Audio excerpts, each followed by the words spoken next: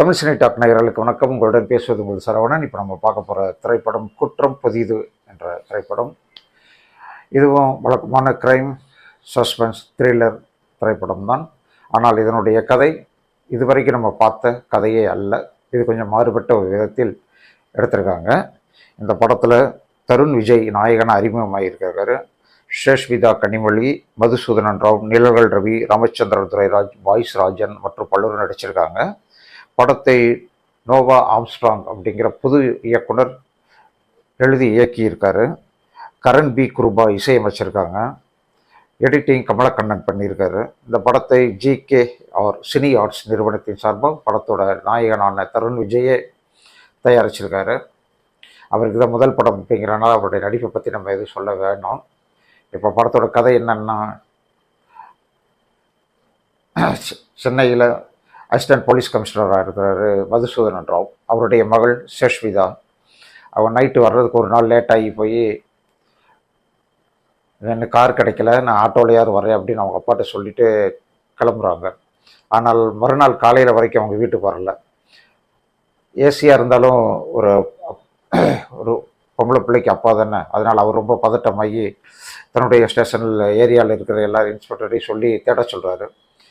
இப்படி தேடிக்கிட்டு இருக்கும்போது ஒரு லிங்க்கு கடைசி அவன் ஆட்டோ டிரைவர் ராம்ஸோட வீட்டுக்கு போலீஸ் போய் தேடுது. அந்த வீட்டில் போய் பார்த்தா அங்கே ரத்த கரையெல்லாம் இருக்குது. இங்கே என்னமோ கொலை நடந்திருக்கு அப்படின்னு மட்டும் தெரியுது. ஆனால் கொலை செய்யப்பட்டது பெண் தானா அப்படின்னு சொல்லி அவங்களுக்குள்ளேயே ஒரு குழப்பம் இருந்த சூழ்நிலையில் அந்த ராம்ஸ் வீட்டுக்கு பக்கத்து வீட்டில் குடியிருந்த நம்ம நாயகன் தருண் விஜய் நேரடியாக போலீஸ் ஸ்டேஷனுக்கே நேராக வந்து நான் ஒரு கொலை பண்ணிட்டேன்னு சரண்டர் ஆகிறாப்புல. இவன் தான் ஷேஷ்விதாவை கொலை பண்ணியிருக்கான் அப்படின்னு நினச்சி எல்லாருமே பேசிக்கிட்டு இருக்காங்க. ஆனால் அவர் சொல்கிறான், இந்த பொண்ணை நான் கொலை பண்ணலை, ஆனால் இன்னும் 2 கொலை சேர்த்து பண்ணியிருக்கேன் அப்படிங்கிறாப்புல. இவர் கொஞ்சம் மனநிலை பாதிக்கப்பட்டவராக இருப்பாரோ அப்படின்னு சொல்லி போலீஸ் சந்தேகிக்கிறாங்க. இது கோர்ட்லேயும் நிற்காது அப்படின்னு தெரிஞ்சதுனால அவன்கிட்ட விசாரிக்க ஆரம்பிக்கிறாங்க. அந்த இவர் யாரை கொலை பண்ண சொன்னாரோ அந்த 2 பேரும் இப்போ உசுரோடு இருக்காங்க. போலீஸுக்கே ரொம்ப குழப்பம் வருது, எப்படி இந்த நடக்குது, இப்போ இவன் எதுக்கு சொல்கிறான், இவன் எதுக்கு கூட வர்றான், இவன் எதுக்கு வந்து சரண்டர் ஆகிறான் அப்படி சொல்லி அவங்களுக்கே புரியல. அந்த ஓட்டத்தில் அப்படியே ஓடிக்கிட்டு இருக்கும்போது ஷேஷ்விதா கனிமொழியை 3வது கொலை பண்ணால் 3வது தான் கொலை செய்த ஷேஷ்விதாவாக தான் இருக்கும் அப்படின்னு சொல்லி அவங்க அப்பாவும் நம்புறாரு, போலீஸ்காரங்களும் நம்புகிறாங்க. ஆனால் உண்மை என்ன அப்படிங்கிறது படத்தோட செகண்ட் ஹாஃபில் நீங்கள் பார்த்து தெரிஞ்சுக்கலாம். ஒரு சஸ்பென்ஸ் த்ரில்லர் படம், ரொம்ப நல்லாவே பண்ணியிருக்காங்க டைரக்டர், அதை இல்லைன்னே சொல்ல முடியாது.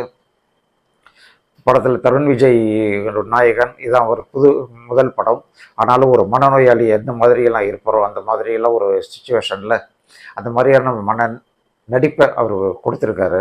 அவர் ஜட்ஜை மற்றவங்களையும் அங்கிள்னு கூப்பிடுறது, அவர் மற்றவங்ககிட்ட எப்படி கொலை பண்ண எப்படி செஞ்சு காட்டுற சீன் இருக்கு பாருங்கள், அது பயங்கரமான சீன். அது அவ்வளோ அழகாக நடிக்க வச்சுருக்காங்க. அதோட ஒரு ஊனமுற்ற நபர் எப்படி கையை ஊண்டிக்கிட்டு வருவாரோ அது மாதிரி அவருடைய வெறித்தனமான ஒரு நடிப்பையும் அதில் காட்டியிருக்காரு தருண் விஜய். உண்மையை ரொம்ப பாராட்டுக்கள்.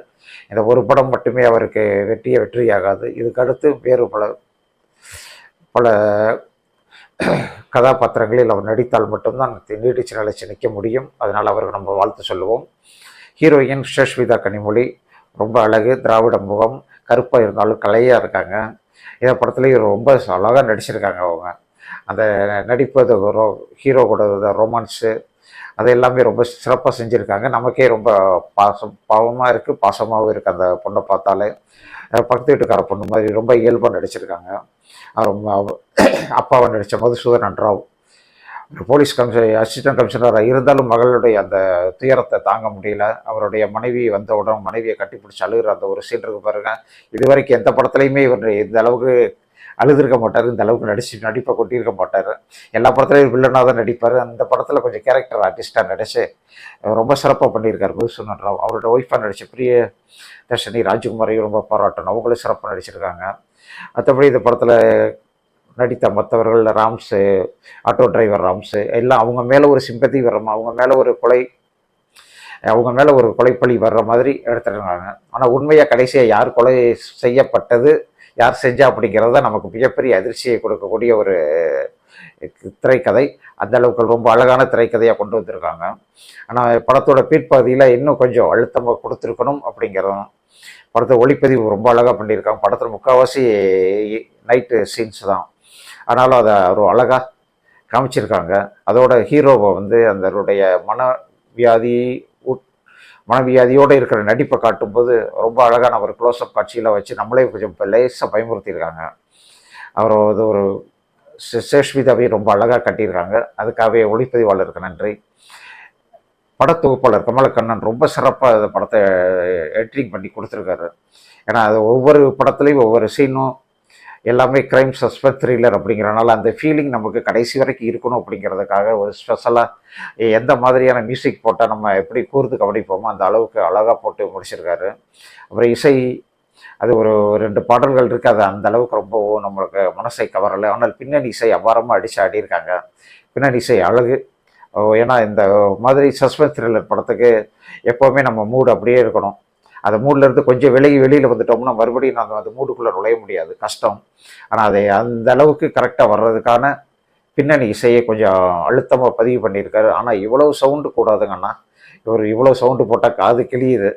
ஒரு சில படங்களில் சவுண்டே இல்லாமல் வரும், இன்னொரு சில படங்களில் சவுண்டு வச்சா காதை கிளியிற அளவுக்கு வைக்கிறாங்க. ஆனால் இந்த படத்துல கொஞ்சம் சவுண்டை கொஞ்சம் குறைச்சிருக்கலாம், ரொம்ப அதிகமாக வச்சுருக்காங்க. ஆனாலும் நம்ம மனசுக்குள்ளே திடுக்குன்னு ஒரு உணர்வை ஏற்படுத்தும் விதமாக இந்த படத்தோட கதையும் திரைக்கதையும் அமைஞ்சிருக்கு.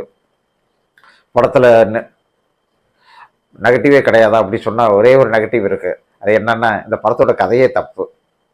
அந்த கடைசியாக ஒரு கொலை செய்கிறாங்க. கொலை செய்யப்பட்டவன் நிச்சயமாக சட்டத்தின் முன்பு தண்டிக்கப்பட வேண்டும் அல்லது அவன் இறந்து போக வேண்டும்.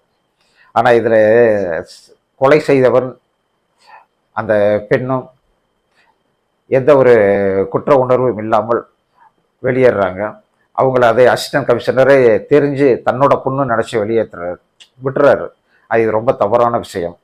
ஒரு தேட்டரில் படம் பார்க்க வர்றவங்க இவ்வளோ கொலை பண்ணிட்டு ஜாலியாக இருந்துடலாமா, கொலை பண்ணிட்டு தப்பிச்சிடலாமா, யாரும் கேட்க மாட்டாங்களா அப்படின்லாம் ஒரு கேட்பாங்கல்ல. இது மாதிரியான உணர்வுகள் திரைப்படத்தை பார்த்து விட்டு தான் இளைய சமுதாயத்தினருக்கு வருகிறது. அவர்கள் மனதில் இது மாதிரியான ஒரு எண்ணத்தை நாம் தோற்றுவிக்கக்கூடாது. அப்படிங்கிறதுனால தான் இந்த படத்தோட கதை கிளைமாக்ஸ் தவறு அப்படின்னு நம்ம அறுத்தி சொல்கிறோம்.